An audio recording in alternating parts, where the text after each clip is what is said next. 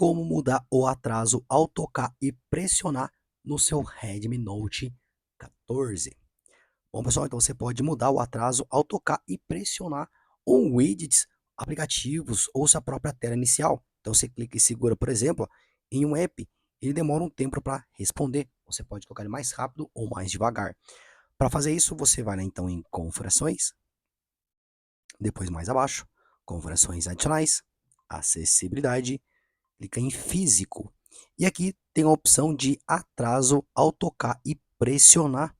Então aqui no meu caso está longo, então ele demora um pouco mais para responder. Você pode mudar isso, tem o médio e curto. Então se quiser mais rápido, por exemplo, fazer uma ação, coloca no curto.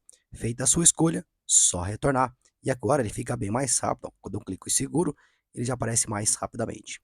Quer deixar o aparelho seguro, protegido e configurado? Curta e se inscreva aqui no canal. E até a próxima. Tchau, tchau.